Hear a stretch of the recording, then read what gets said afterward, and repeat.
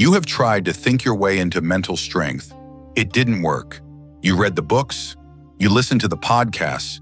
You told yourself that mindset determines everything, that thoughts create reality, that mental toughness is a decision you make in your head.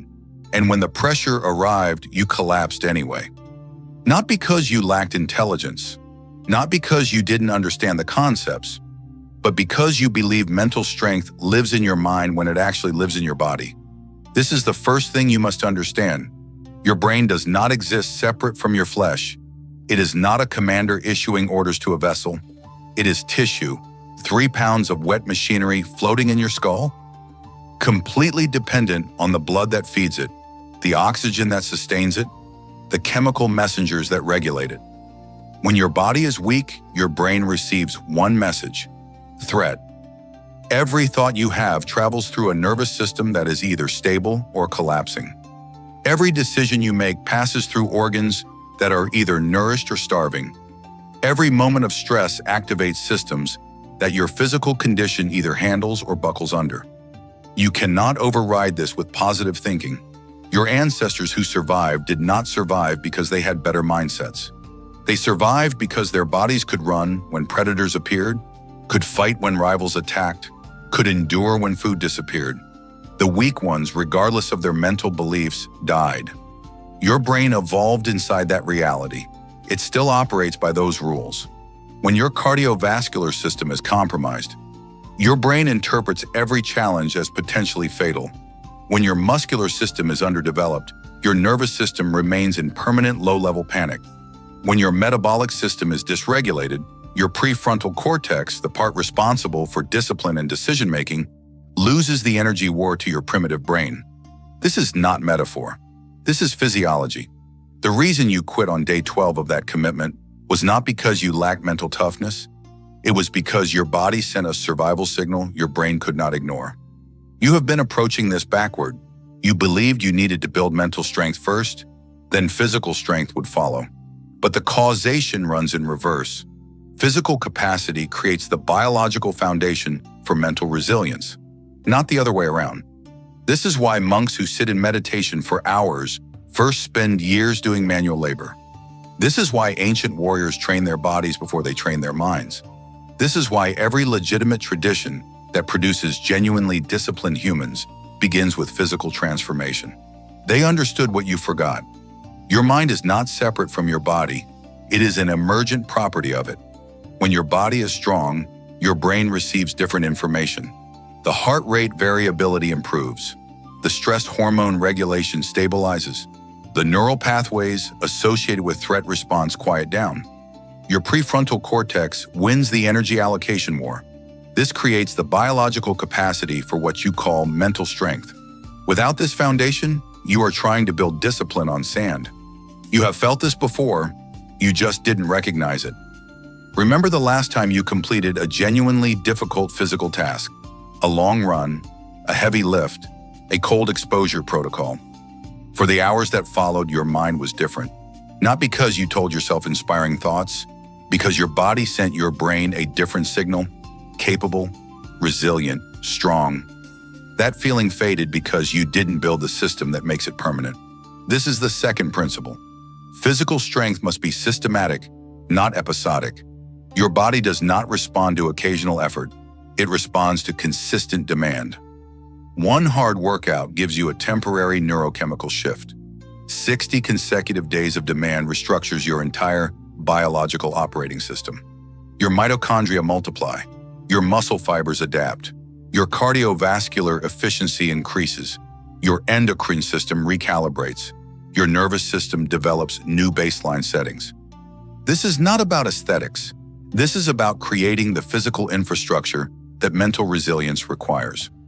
Most people abandon this process in week 3, not because the training is too hard, but because they are still waiting for motivation to arrive. They treat physical training as something they do when they feel like it.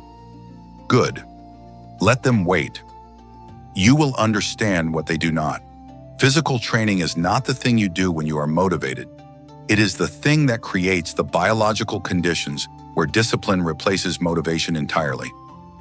Your brain categorizes every behavior as either optional or mandatory based on one factor: consistency of execution. When you train your body at the same time every day, regardless of how you feel, your brain recategorizes physical training. It moves from the things I should do category to the things I am category. This is not semantic. This is how identity formation works at the neurological level. The person who trains every morning at 5:30 a.m. is not more motivated than you. They have removed the question from the equation entirely. Their body wakes at 5:15 a.m. without an alarm. Their nervous system prepares for the demand. Their brain allocates energy automatically. The decision-making process you are still engaging in does not exist for them. This is the third principle. Fixed time, fixed location, fixed sequence. Your prefrontal cortex has limited decision-making capacity. Every choice you make throughout the day depletes this resource. By the time you finish work, navigate traffic, handle obligations, your capacity for discipline is nearly zero. This is why evening workouts fail. Not because evening is wrong, but because you left the decision reversible. The monks who developed the most sophisticated mental training systems in human history understood this. The temple bell rings at 4 a.m., not 4:15 a.m., not sometime in the morning. 4 a.m. The bell eliminates negotiation. You will do the same. You will select one time. You will appear at that time. You will execute the same sequence of movements. You will do this regardless of sleep quality, regardless of weather, regardless of how your previous day went. For 66 days minimum. This is the documented time frame for neurological pathway formation, not 60 days, not about 2 months, 66 consecutive days of identical execution. During this period, you will want to quit approximately 47 times. You will tell yourself that you need rest, that you are overtraining, that this level of rigidity is unhealthy. You will hear other people say that balance is important, that you are becoming obsessive, that you need to listen to your body. Let them. When your discipline makes others uncomfortable, you are operating at the correct level.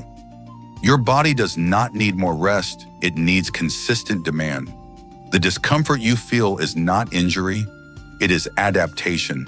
Your nervous system is restructuring itself around new baseline expectations. This feels like suffering because you are killing the old version of yourself. The version that negotiated, the version that needed motivation, the version that believed mental strength came from thoughts instead of from tissue. That version is dying. Good. This is the fourth principle. Progressive physical demand creates progressive mental capacity. You cannot develop mental toughness by thinking about challenges. You develop it by placing your body under increasing physical stress and teaching your nervous system to regulate under that stress. This is why cold exposure protocols work, not because cold showers are inherently virtuous, but because they force your nervous system to practice regulation under acute stress.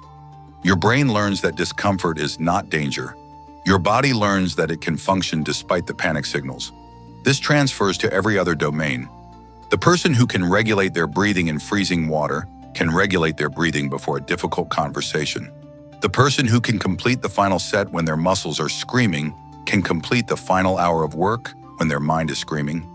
Same mechanism, same nervous system, different context, but you must start with the body. Your ancestors who faced the predator did not survive by thinking calm thoughts. They survived because their bodies could execute while their minds were in chaos. The cardiovascular system delivered oxygen. The muscular system generated power. The nervous system maintained coordination despite the fear. Physical capacity created mental capacity, not the reverse. Modern humans have forgotten this. They believe they can develop mental toughness by reading about mental toughness. They believe they can build resilience by understanding resilience conceptually. They are wrong. You build resilience the same way your ancestors built it, by placing your body under stress and teaching it to adapt. This is the fifth principle. Your body must regularly encounter the edge of its capacity, not occasionally, regularly. Most people train in their comfort zone. They lift weights they can handle easily. They run distances that feel manageable. They stop before genuine failure arrives. This does not produce adaptation. This produces maintenance. Your nervous system only restructures when it encounters demand it cannot currently meet. The runner who always stops at 3 miles will always be a 3-mile runner. The lifter who never attempts the weight that might defeat them will never get stronger. You must regularly approach failure, not reckless injury, controlled exposure to your current limits. When you attempt the weight you might not complete, your brain receives information it cannot get any other way. It learns what happens at the edge. It learns that failure is not fatal. It learns that recovery is possible. This removes fear from the equation. The person who has failed in the gym 50 times does not fear failure in life. They have empirical evidence that they survive it, recover from it, come back stronger from it. This is not metaphor. This is transferred learning. Your brain does not distinguish between physical failure and professional failure at the neurological level. Both activate the same threat response systems. Both require the same regulatory mechanisms. When you train those mechanisms in the gym, they activate automatically in the boardroom. While others are managing their anxiety, you are executing. Not because you are braver, but because your nervous system has been trained to function under stress. This is the 6th principle. Physical excellence must be visible in your daily environment. Your environment is not neutral. Everything you see, everything you interact with, sends your brain signals about who you are and what you value. When your living space contains exercise equipment you use daily, your brain receives identity confirmation. When your schedule has immovable training blocks, your brain categorizes you as someone who trains. When your body composition reflects consistent physical demand, every mirror becomes identity reinforcement. This is not vanity. This is environmental engineering. The person who trains in a commercial gym, surrounded by uncommitted people, absorbs that energy. The person who has created a private training space used daily enters a different mental state the moment they step into it. Your space must reflect your values, not the values you think you have, the values your actual behavior demonstrates. If you say physical strength matters, but your home contains no training equipment, your brain knows the truth.